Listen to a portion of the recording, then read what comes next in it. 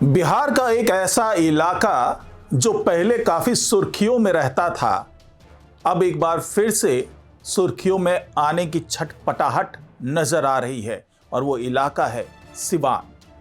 जी हां, सिवान जहां पर कभी शहाबुद्दीन का पत्ता चलता था, उसका सिक्का चलता था, उसकी मर्जी के बगैर सिवान में कुछ होता नहीं था।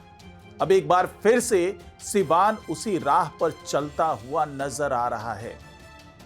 ऐसा तब है जब सम्राट चौधरी गृह मंत्री हैं और सिवान में उन्होंने बुलडोजर भेज करके यह दिखा दिया था कि यहां पर अगर चलेगी तो केवल सरकार की चलेगी, अगर कोई साहब है तो वो अपने घर में रहे, कोई उसका वारिश है तो वो अपने घर में रहे, और अगर उसके नाम का खौफ फैलाने की कोशिश की जाती है तो उसका माकूल जवाब दिया जाएगा। लेकिन लगता है इस चुनौती को दिल पर ले लिया कुछ लोगों ने और सिवान में एक के बाद एक खुलेआम आपराधिक घटनाएं हो रही है और पुलिस कुछ नहीं कर पा रही है। पिछले 6-7 दिनों में 2 ज्वेलरी की दुकानें लूट ली गई, एक मुखिया की हत्या कर दी गई, दिन दहाड़े ये सारी घटनाएं हुई और पुलिस अभी तक किसी अपराधी को गिरफ्तार नहीं कर पाई है। तो क्या ये खुलेआम चुनौती है और क्या सम्राट चौधरी ने जानबूझ करके वहां पर बुलडोजर की कार्रवाई की ताकि उसके जवाब में अपराधी बिलबिला करके बाहर आए और ऐसी हरकतें करें जिससे सम्राट चौधरी पुलिस महकमे को खुली छूट दे दें और बुलडोजर की कार्रवाई और तेज हो जाए और जो भी दोषी होंगे उनको बख्शा न जाए? क्या ये रणनीति है सम्राट चौधरी की? इसी पर चर्चा होगी आज के इस वीडियो में, तो इस वीडियो को आखिर तक जरूर देखिएगा।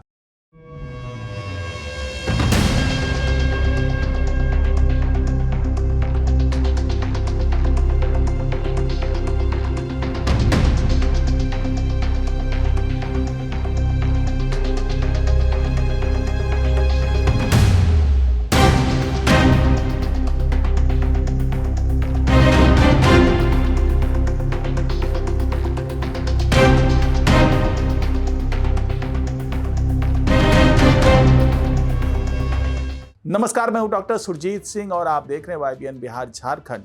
अगर आपने अभी तक इसे सब्सक्राइब नहीं किया है तो सब्सक्राइब कर लीजिए और अगर आपको ये वीडियो अच्छा लगे तो लाइक कीजिए, शेयर कीजिए और कमेंट जरूर कीजिए। सिवान की सड़कों पर जिस तरीके से अपराधी नंगा नाच कर रहे हैं, जिस तरीके से दिन दहाड़े ज्वेलरी की दुकान लूट ली जाती है, पहली घटना होती है रघुनाथपुर में। रघुनाथपुर से सटा हुआ इलाका है जहां पर यह घटना होती है और वैसा ही जैसी बात हम खोरीपाकड़ की कर लें, चाहे हम टाड़ी इलाके की बात कर लें, बसंतपुर थाना क्षेत्र में आता है, तो इन दोनों जगहों पर एक के बाद एक घटनाएं होती है। ज्वेलर्स को लूट लिया जाता है, लाखों रुपए के आभूषण लूट लिए जाते हैं। और खोरीपाकड़ बाजार के आसपास जब ये घटना हो रही थी तो वहां पर तो यहां तक दावा किया गया कि उस दौरान बाजार में पुलिस बल गश्त भी लगा रही थी, उनकी पेट्रोलिंग जीप घूम रही थी। इसके बावजूद बेखौफ बदमाश 5 राउंड फायर करते हैं और जो भी आभूषण होता है, करीब 20 लाख के आभूषण की लूट की बात की जा रही है, वो लूटते हैं और बाइक पर सवार होकर के वहां से भाग जाते हैं। तो ज्वेलर्स की दुकानों में लूटपाट की इस घटना की खबर मिलते ही पूरा महकमा सक्रिय हो गया।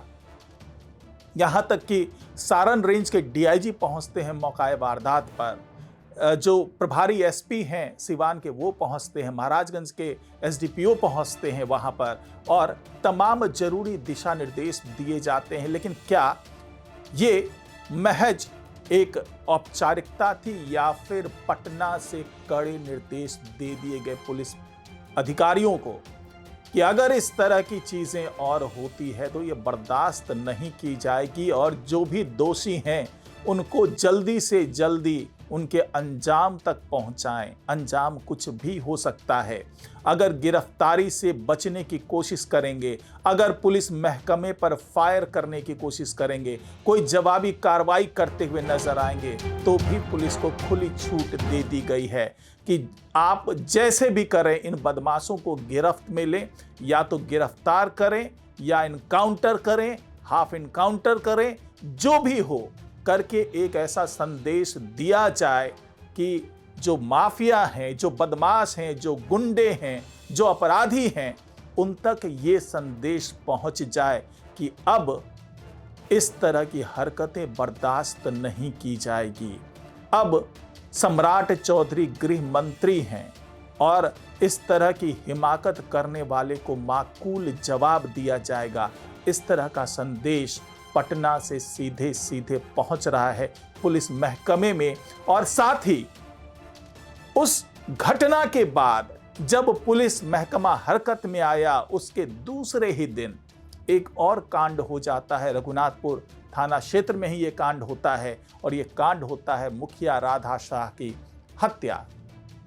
सोचिए, मुखिया राधा शाह जो कि एक महिला के अंतिम संस्कार में शामिल होकर के वापस अपने घर को लौट रहे थे और शाम में दिन दहाड़े सड़क पे जिस बाइक पर वो बैठे हुए थे, दो सहयोगी उनके साथ बैठे हुए थे, वो दोनों के बीच में बैठे हुए थे बाइक पे और उनकी कनपट्टी पर पिस्टल लगा करके .0 से गोली मार दी जाती है और घटनास्थल पर ही उनकी मौत हो जाती है। सोचिए कि अपराधियों के हौसले कितने बुलंद हैं।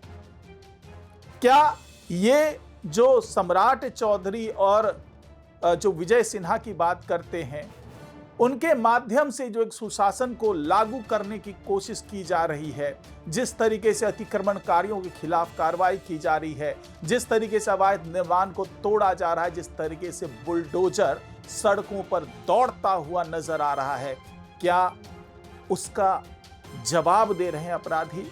क्या अपराधी अब बेलगाम हो गए हैं? क्या उन पर अंकुश लगाना अब सम्राट चौधरी के भी बस से बाहर हो गया है? क्योंकि जिस तरह की घटनाएं हुई एक के बाद एक, अब ये मुद्दे विपक्ष के हाथों में भी पहुंच चुके हैं और वो विधानसभा में भी इन मुद्दों को हवा देने की तैयारी कर रहे हैं। यानी कि विपक्ष भी अब सम्राट चौधरी जो कि नए गृह मंत्री हैं, उनको घेरने की कोशिश में जुट गया है।